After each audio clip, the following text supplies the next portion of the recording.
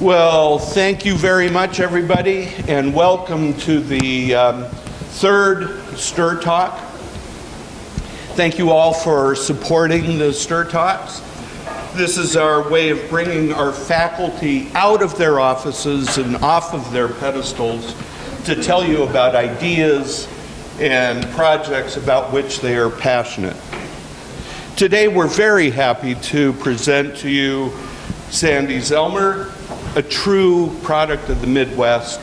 She grew up in Iowa, went to school at the law school at the University of South Dakota, and earned an LLM from George Washington University. She's worked at the Department of Justice, where her primary client was the National Park Service.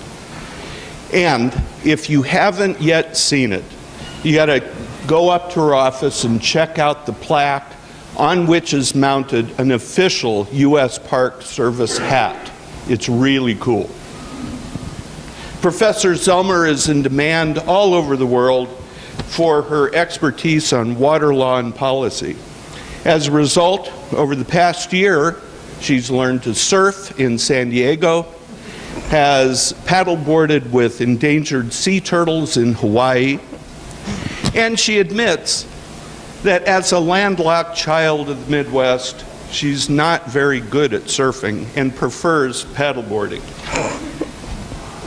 She also had the opportunity while in India to discover that even though she's a great fan of Indian food, after a week of it, she develops a craving for pizza. But seriously, Professor Zellmer is our very own Lorax, a lawyer and scholar who has dedicated her career to representing the most important client in the world, the Earth. Think about it. When nature is the victim or object of human activity, who speaks for the animals, trees, rivers, prairies, deserts, lakes, mountains, and canyons? Our relationship with nature is very one-sided. We all like water, for example, and so we irrigate with it, we drink it, we dam it, we move it around in unthinkable ways, often with unthinkable and irrevocable consequences. Professor Zellmer is passionate about stewardship of national parks, water, and the environment. No matter where you stand on controversial issues such as global warming, you have to admit that the national parks, water resources, and the environment are in great need of protection, and we are fortunate to have one of nature's champions such as Sandi Zellmer. So let's welcome Professor Zellmer with the immortal words of Dr. Seuss. But now that you're here, the word of the Lorax seems perfectly clear. Unless someone like you cares a whole awful lot, nothing is going to get better. No, it is not.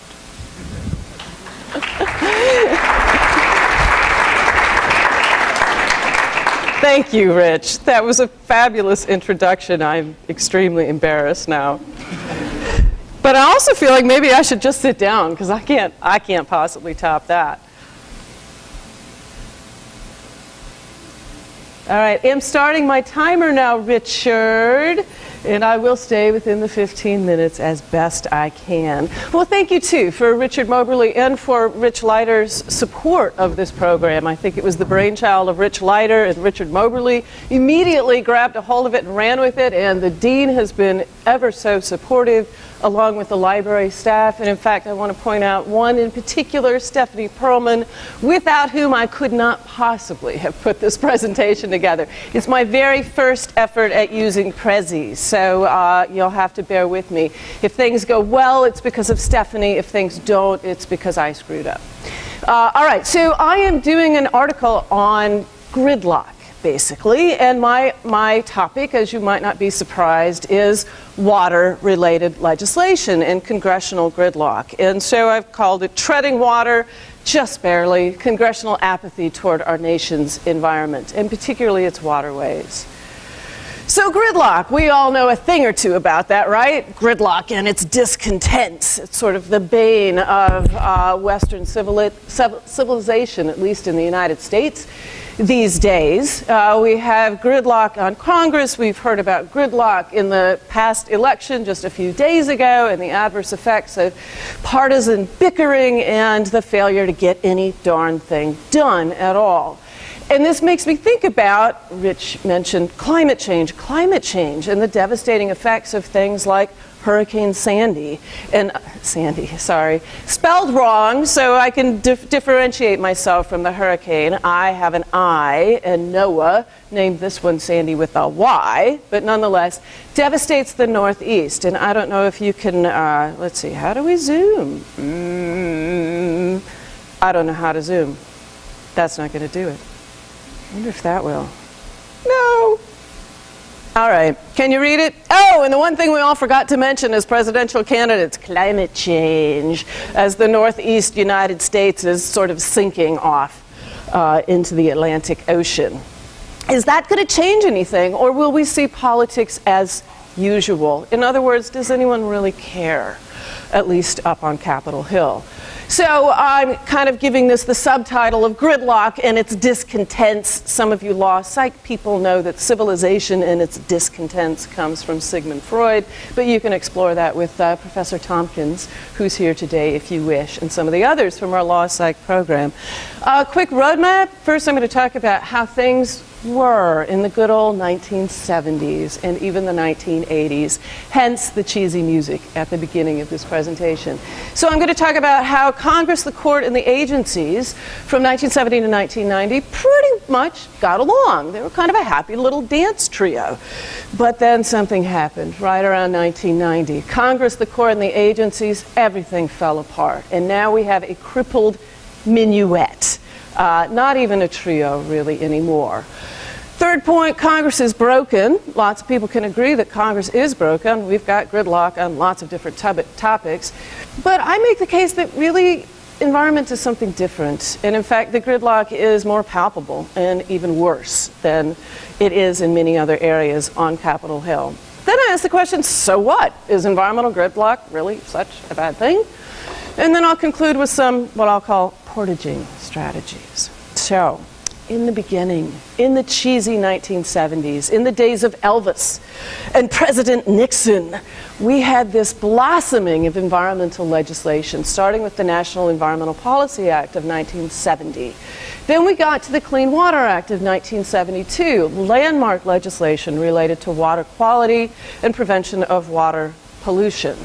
The gist of the Clean Water Act is basically water integrity, preserving the chemical, physical, and biological integrity of our nation's water resources.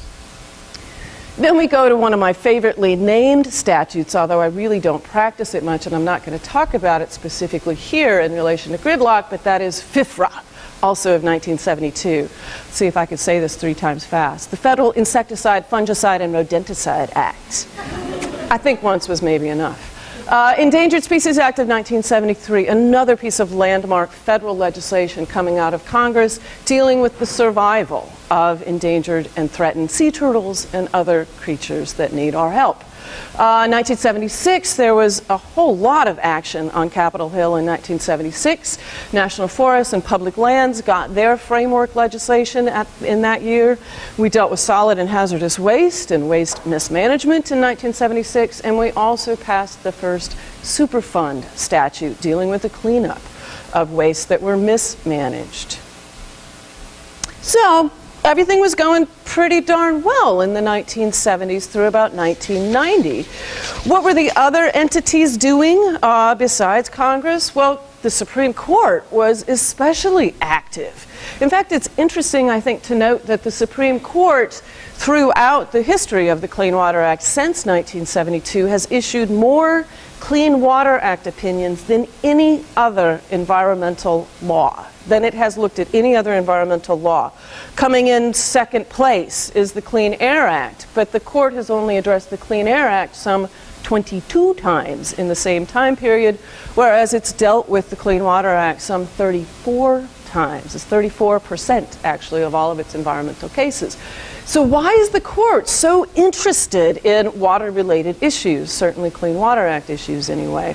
Well, it, at least at first, after the first Clean Water Act was passed in 1972, issued a whole slew of opinions dealing with the scope of the statute, the jurisdictional reach, how far does it go, do we only cover like the big Cuyahoga River and other kinds of navigable waters, or do we reach to the smaller, more modest tributaries and lakes and ponds and wetlands? All of these cases came down between 1972, really 1976 was one of the first major ones, and the mid-1980s. And each and every time, what's remarkable about this, I think, is each and every time Congress came back with sort of a mid-course correction. So there was this nice sort of triage between the agency, the EPA. Most of these opinions dealt with things that the Environmental Protection Agency had done in interpreting the statute, the Supreme Court, and Congress. Very reactive, responsive sort of relationship.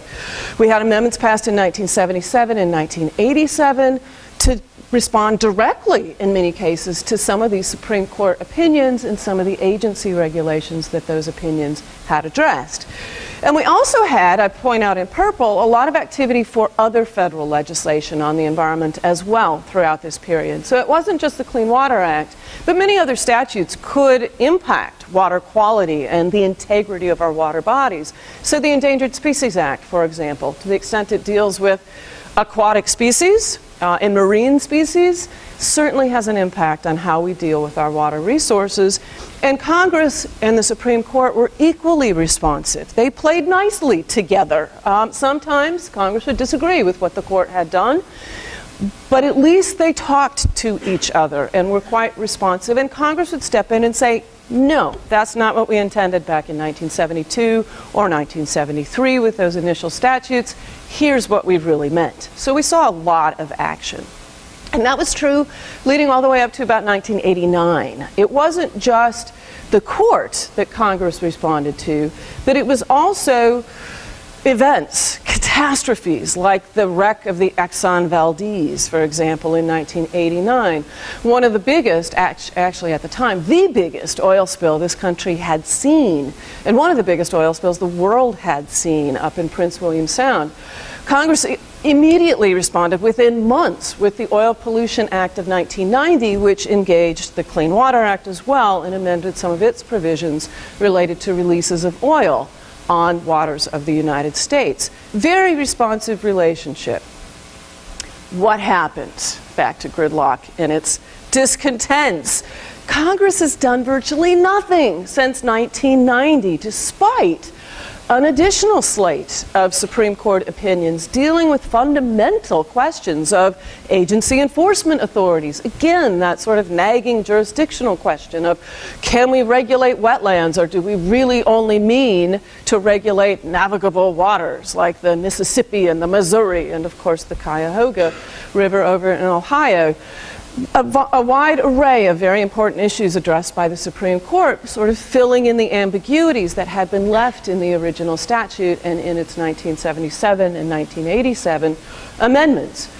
We also had some catastrophic events. 2010, the Deepwater Horizon blowout, the British Petroleum Deepwater Horizon blowout in the Gulf of Mexico. Another huge oil spill, even surpassing the Exxon Valdez spill. 2005, levees breaking all over New Orleans and some of the other Gulf Coast states through Hurricane Katrina.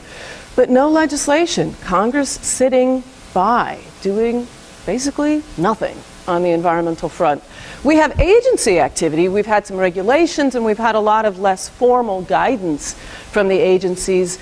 But dude, we have a broken minuet. We don't have a relationship anymore. And, you know, if I were dancing and I had to get me a dance partner, I'd end up with this guy. There's no doubt about it. Look at him. He looks like he's going to club the other dance partner. So that's what we've got. I think it's a pretty decent metaphor.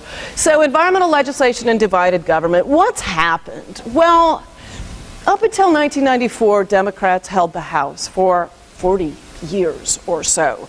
And that might have had something to do with it. But if you go back to the picture I showed you a second ago of President Nixon and Elvis Presley, Nixon is the one who was signing all of those huge pieces of environmental legislation early in the 1970s. Nixon, Republican. Congress, for the most part of the time, was Democrat. So somehow they could set aside their differences and get things done. These days, not so much. Democrats can't do anything.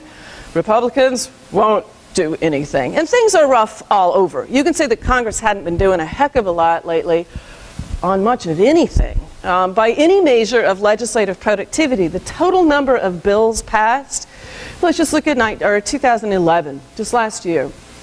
Total number of bills passed, number of floor votes taken in each chamber, number of bills signed into law. By the end of 2011, Congress had ended its least productive year in modern history. It passed only 80 bills in 2011, which is far fewer than during any other session since the infamous do-nothing 80th Congress of 1947. This is out of a report from the Washington Times in 2012, January 2012. So things are tough all over when it gets to Capitol Hill, right? And a number of very distinguished authors and scholars have been writing about this problem, that Congress is broken. Lawrence Lessig, for example, in Republic Lost, makes the case that the corruption of money has had a tremendous impact. The failure to accomplish effective and sweeping campaign reforms, or the failure to have those reforms held up in court. So the influence of money has been one of the factors that have led to a less productive Congress than we might like. Extreme partisanship, including the rise of filibusters, for example. Ornstein and Mann have written about this in their two books, The Broken Branch and It's Even Worse Than It Looks. And at the end of the day, part of it is also distrust of science. This Congress and these recent congressional sessions have shown a more palpable distrust or skepticism towards scientific findings than any other since 1970. Climate change? Nah, we don't believe in that. Scientists tell us it's happening. Our own federal government, our federal scientists, federal agencies are telling us that things are changing around the globe. We don't believe it. We simply don't believe it. And part of it is a distrust, a fundamental distrust of science and the scientific discourse. Yet, wait a minute, Moberly would say, and several others in this room would say, probably Professor Shepard would also say, reform legislation has been adopted in some other areas. National security, certainly after September 11th, 2001, banking reforms, bankruptcy, whistleblowing, patent law, fair pay, and health care most recently. So some big things have happened in Congress, just not on the environmental front. So my next question then is the environment something different? What's going on over here in the environmental world? Why is the problem so much more problematic when it comes to environmental issues and water-related issues? A number of scholars have talked about the poisonous dynamic where both parties have degenerated into a blood feud where they'd much rather bicker about issues and phrase them in terms of catchy sound bites, job-killing environmental measures and private property rights abuses and that kind of heightened rhetoric instead of just compromising and getting things done. So let's just take a couple examples. Hurricane Katrina again. The water is rising. Please help us was the rest of this photo. Nothing. No significant legislative action. British Petroleum, just to bring it to the forefront of our attention, graphically, nothing. Nothing has happened. On the agency level, on the agency side, things have been happening. We've seen some significant reforms of some of the administrative agencies and institutions that address deep water drilling and oil spills, but not from Congress, from the agencies. So what do I suggest? All right. I'm just going to wrap it up then. What do I suggest? And I'll give you this. Gridlock isn't so bad. I'm okay with it. This is a very sort of, seasonally timely kind of thing. If they keep fighting, maybe things are just fine. So I think about it in terms of log jams instead of gridlock. We have choices. We can just keep paddling and go right on over the edge if we wish. We can do a little monkey wrenching, circa 1975, for those of you who know Edward Abbey. We can just blow up the damn log jam and be on our way. Or I kind of like portaging. Let's just pick up the canoe and get around Congress. We can use the agencies. You know, we're not going to have a constitutional amendment that bans money or reforms filibusters anytime soon, at least not in my life. But agencies and courts, we've got this extensive administrative state, the fourth estate, some would say. And I think we can do better with our agencies and courts with the existing environmental legislation, straight from the 1970s. Ramped up enforcement power, more enforcement money, that's got to come from Congress, yeah. Heightened judicial review, I think we can get it done, but it's not going to happen in Congress. So that's it. Thanks very much.